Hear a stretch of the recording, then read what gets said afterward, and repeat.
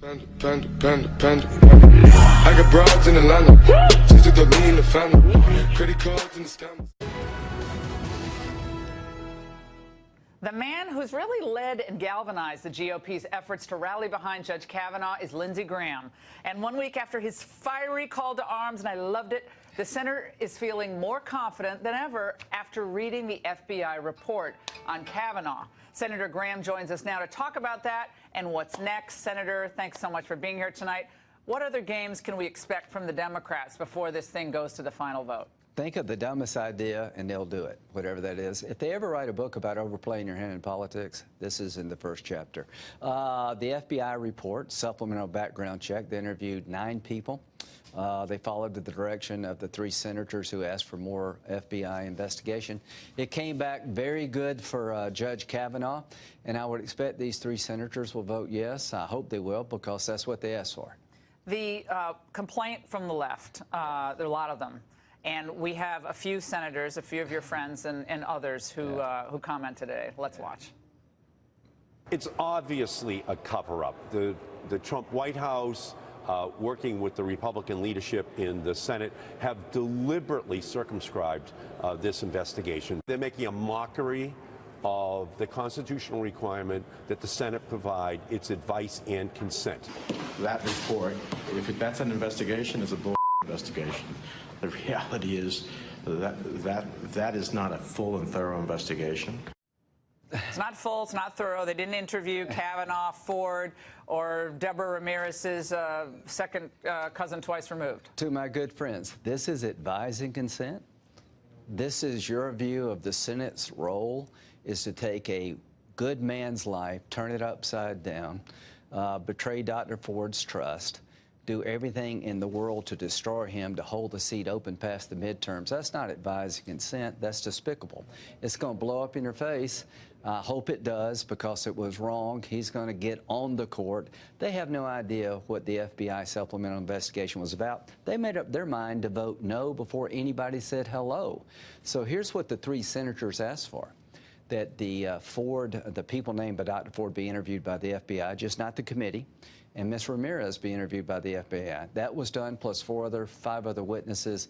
The results are in. Senator Collins and Senator Flake said they thought it was thorough, they thought it was fair, and these 2 people, who are my friends, have no idea what they're talking about. And let me tell to my friend Bob, what y'all have done is bull.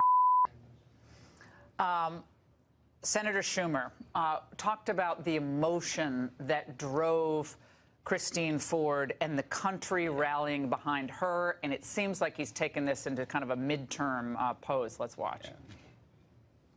Dr. Ford came forward and won America's hearts. And our Republican colleagues were upset because that might derail their headlong rush to put Judge Kavanaugh on the Supreme Court. Your headlong rush, you're rushing this because you want to get it through as fast as possible. Could be more of an investigation. Right. But this was emotionally based. And you saw those protesters today on Capitol Hill. Lots of women. They took over the Hart Office building for I don't know how long. But, I mean, they promised that they're going to keep doing this, Senator Graham. They're going to keep hassling you guys in elevators and cornering you in the halls. And the protest culture, which I talked about at the beginning of the show, is going to continue. Well, it won't work with me. I think my colleagues feel offended. As to Senator Schumer, I've never been more disappointed in you and your party. You're the ones that knew about Dr. Ford's accusations in July. She requested to remain anonymous. It was somebody on your side who leaked it to the press for a political purpose. Somebody, her own lawyers who were advised to be appointed by Senator Feinstein, the most politically active person on the left, apparently never told Dr. Ford that we had gone to California to avoid her any embarrassment. Please don't use and abuse this woman anymore. Her accusations have not been corroborated. Time, place, location, we don't know any more now than we did before. The people she named says they don't know what she's talking about. So it really offends me that Senator Schumer would continue to abuse Dr. Ford. They're the ones who are playing politics. I voted for Sotomayor and Kagan, never thought twice about it, but I'll tell you right now, this is the defining moment in the 2018 election. This is unfair. Let's talk about repercussions for what happened. Okay. Either the filing of false affidavits, Right. if that can be proved, possible, obviously, civil case defamation. But back to this leaking issue, which we talked about on the show tonight before your appearance. It seems like someone's not telling the truth here about what happened on the Senate side. Sure. Do you believe what Dianne Feinstein said when she said, well, I didn't ask anyone, then she turned around and said, well, oh, no, they tell me I did ask them. And no one on my staff leaked this. Do you believe that? Well, I believe Dianne Feinstein didn't leak it, but I don't know about her staff. I do know this. Her staff recommended to Dr. Ford Ms. Katz, who hates Trump, as a politically active leftist lawyer. And apparently Dr. Ford was not told by our legal team our committee would have gone to California to do this in private. I know somebody on their side leaked an anonymous letter without a postmark. But why not get secure their emails and texts? Leaking confidential information. You're going to do that tonight? Here's what I'm going to do. Anybody who did this is going to pay a price. The people who exposed my name, Senator Lee, Senator Hatch, that person's going to pay a price. My goal, if I'm the chairman of this committee, is to make sure it never happens again. And the best way to make sure it never happens again is to punish those who did it.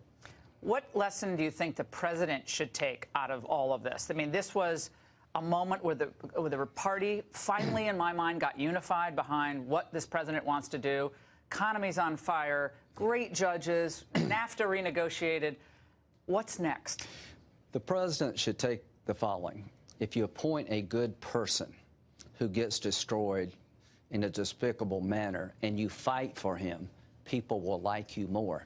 Whether you're a Trump Republican, a Bush Republican, libertarian or vegetarian Republican, we're all together now thanks to this despicable attack on a good man. Here's what I want the president to know. Do the right thing and fight for it, and you'll get rewarded. Kavanaugh's going to be on the bench, and those who tried to destroy him are going to be looked at, and they're going to pay a price. And I think this is going to help us in the midterms. I hate that this is what it took to help Republicans. But to the other side, you made the biggest mistake of your life. To the 3 Republicans, you're all friends of mine. If you were yes before this debacle, please be yes now, because everything they've said about him, Judge Kavanaugh, has fallen apart. He's a good man. 7 FBI investigations, 156 people interviewed over a 26-year period. All this stuff is garbage. But you were a House impeachment manager back in 1998. I remember it well. Yeah. And Democrats are pledging, some, that if they take the House, they could very well move to impeach Brett Kavanaugh. I mean, getting him convicted in the Senate would be very difficult to do.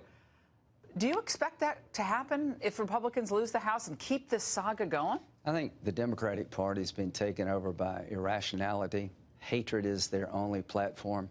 It's not about what they like, it's who they hate. And I can't believe in America you have to prove yourself innocent, that you're guilty just by the accusation, that there's no requirement to corroborate because you're Republican. If a Democratic male nominee were treated by the Republicans as Kavanaugh was treated by the Democrats, every media outlet in the country would be up in arms. Manchin, real quick, will he vote yes or no on Kavanaugh? If he listens to the people of West Virginia, he will. Brett deserves your vote, Joe. He's my friend. I've known him for a long time. If you listen to Schumer, then the people of West Virginia are going to remember it. Lindsey Graham, thank you so much for being with us. We really appreciate it tonight.